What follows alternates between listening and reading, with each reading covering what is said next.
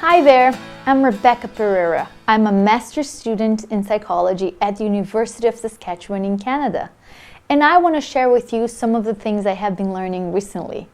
My research interests involve older adults in long-term care. First of all, I want to show my gratitude to all healthcare professionals.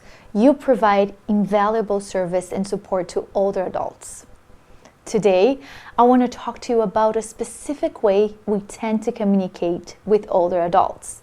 And even though wonderful care has been provided all over Canada, there are still things to be learned and improved.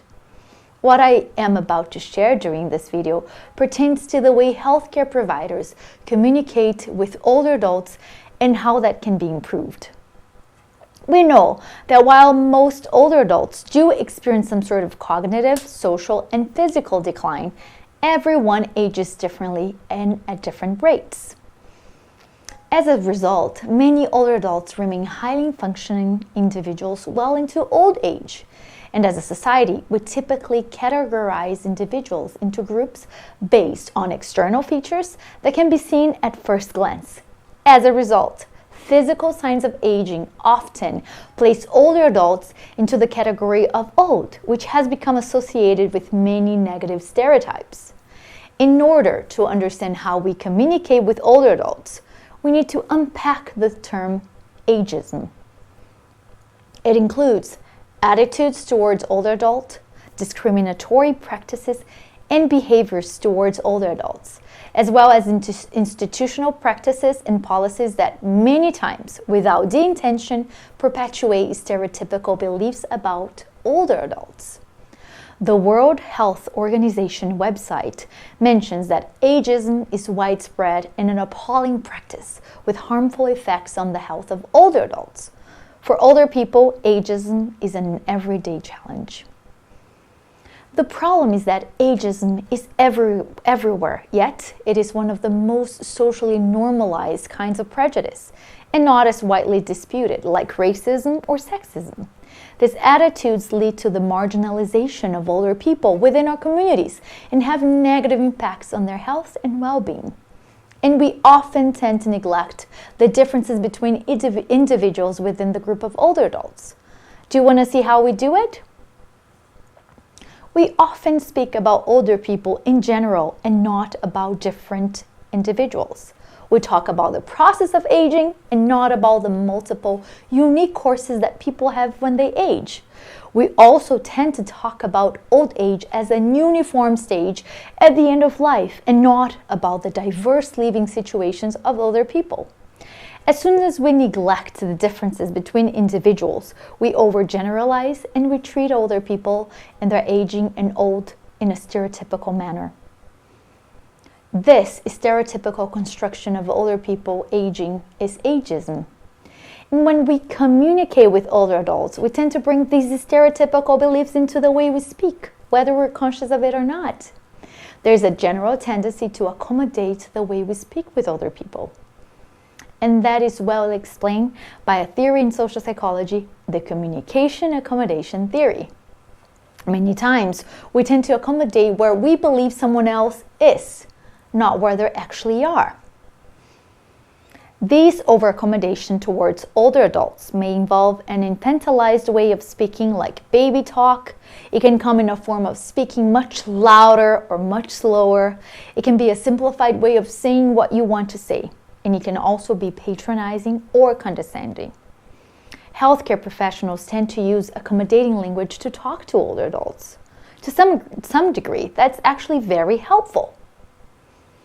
Take, for instance, a relationship between a doctor and a patient.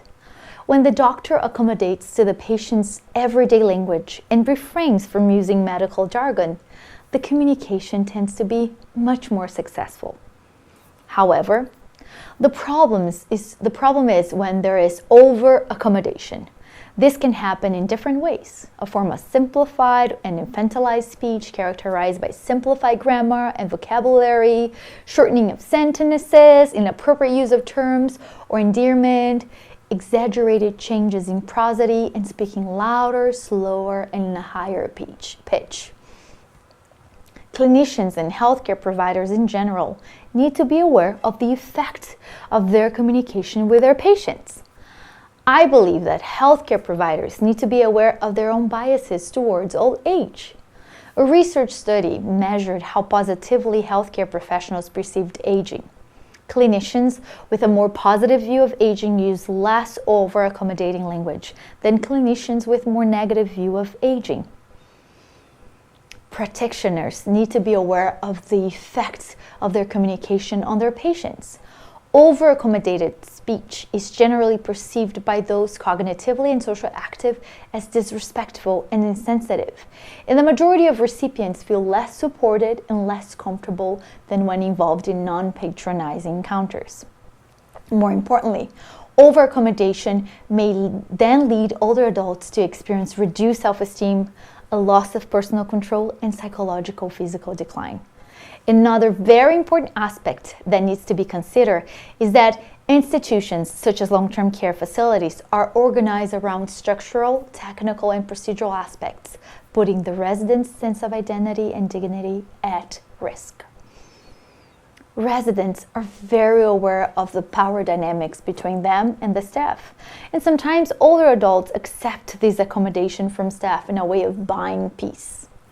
You see, the over-accommodated communication is very negative for older adults, and the main question is, what can be done about it? I believe that the first step to change the over-accommodative speech towards older adults and the negative impacts of doing so is to pause and do some self-reflection. It is important to look at yourself and understand whether you engage in this type of communication. Then, the next step is to change. The best way to do so is by addressing your own beliefs about old age. You can also learn appropriate conversational skills that can convey care, achieving conversation comprehension while maintaining respect and politeness. It is also important to understand how often over-accommodating language towards older adults happen in long-term care facilities and other healthcare settings. And depending on what is found, we need widespread initiatives to address this limitation in caring for older adults.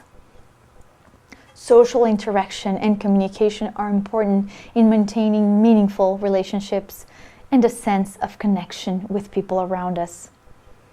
Communication is one of the main factors impacting the quality of life of older adults in today's society. Let's try something together. Next time you interact with an older adult, whether at work or at home, try to be aware of the way you talk to them. Pay attention to whether you are accommodating the way you speak. If you are, is it based on a person's needs or your own biases regarding aging? You may learn a lot about yourself and perhaps how you can improve your communication skills. I am a firm believer that change starts with us. Thank you for watching.